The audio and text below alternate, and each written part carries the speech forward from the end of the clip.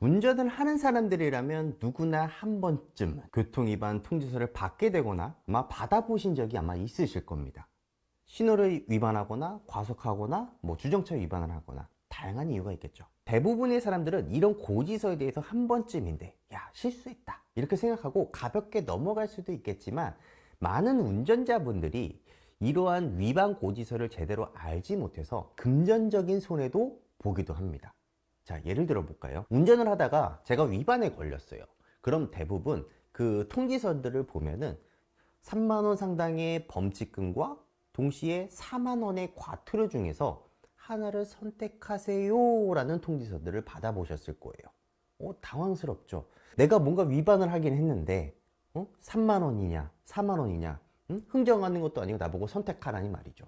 고지서를 받은 많은 사람들이 내가 내지 않아도 될 돈을 내야 되는 상황들이 오다 보니까 한 푼이라도 아깝겠죠. 만 원이라도 아끼자는 마음에 범칙금을 선택하는 경우가 있는데요. 이거는 굉장히 잘못된 선택입니다.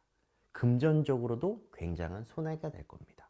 어떤 부분들이 잘못됐는지 잘 모르시겠다면 이 영상을 끝까지 시청해 주시기 바랍니다. 이 부분을 이해하기 위해서는 과태료와 범칙금의 차이점을 이해하는 게 중요한데요. 과태료 납부는 신호나 과속으로 인해서 무인 카메라에 단속되었을 때 납부하는 고지서예요. 범칙금은요, 형사나 경찰관에게 현장에서 적발이 되었을 때 납부하는 고지서입니다. 자, 이 과태료는요, 카메라로 단속이 되다 보니까 차량 주인은 누군지는 알겠는데 운전자가 누군지를 모른다는 거예요. 그러니까 차량 번호를 기준으로 고지서를 그냥 날립니다.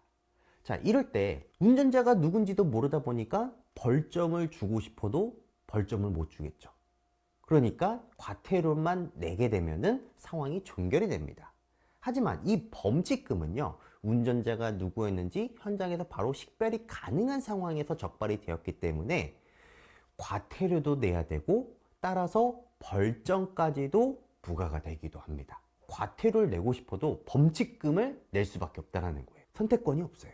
그럼 신호나 과속으로 잡힌 무인 카메라에서는 단속이 되었을 때 운전자 식별이 안 된다고 했잖아요. 왜? 누구의 잠깐 차를 빌려줬는데, 혹은 공용으로 사용하던 법인차였는데, 자, 운전도 하지 않은 사람에게 범칙금까지 내라고 한다면 논란이 요지가 있겠죠. 그러다 보니까 현장 적발이 아닌 경우에는 너 범칙금 할래? 과태료 받을래? 이렇게 선택을 할 수 있게끔 해준 거예요. 물론 이 차이는 있긴 하겠죠. 과태료는 더 비싼 대신 범칙금은 더 저렴한데, 저렴하다고 하니까 좀 이상하지만 저렴한데 벌금은 먹어야 된다. 자, 이때 운전자가 이 범칙금과 과태료에 대한 차이점을 정확하게 인지하고 있다면 이렇게 생각을 하실 거예요. 과태료는 중대한 법을 어긴 것은 아니더라도 사회질서를 위반했으니까 너 벌금은 내라 라고 하는 것이고, 벌점은 남지 않는다. 그러니까 기록도 남지 않게 되겠죠. 반면에 범칙금은 경미한 범죄에 대해서도 기록이 남습니다. 물론 이 기록 남는다고 해서 나한테 큰 손해는 없어 라고 생각하실 수는 있어요. 이런 안일하게 생각했을 때가 이제 문제가 발생이 되는 겁니다. 현재 시행되고 있는 교통법규에 의하면요, 과태료는 정해진 금액을 납부하면 상황이 종결이 돼요. 하지만 범칙금은요, 과태료에 비해서 가격이 낮지만 운전자에게 벌점이 부과가 되고 교통위반 기록까지 남게 됩니다. 자, 이 기록이 남게 되면 뭐가 문제냐? 바로 자동차 보험료 할증까지 붙게 될 수도 있어요. 저는 범칙금을 냈는데 보험료 할증이 안 붙었는데요? 라고 이제 반문하시는 분들도 계시겠죠. 자, 이 보험료 할증은 언제 붙느냐? 신호 위반과 속도 위반을 2회에서 한 3회 정도 위반했을 때 5% 정도의 보험료가 추가적으로 할증이 붙습니다. 그래서 많은 사람들이 단속 카메라에 걸렸을 때 일단은 많은 벌금을 내지 않으려고 범칙금으로 싸게 내시는 분들도 더러 계세요. 벌점도 차곡차곡 쌓이겠죠. 벌점이 쌓이면 어떻게 된다? 면허 정지를 받거나 면허 취소까지도 받을 수가 있다는 거예요.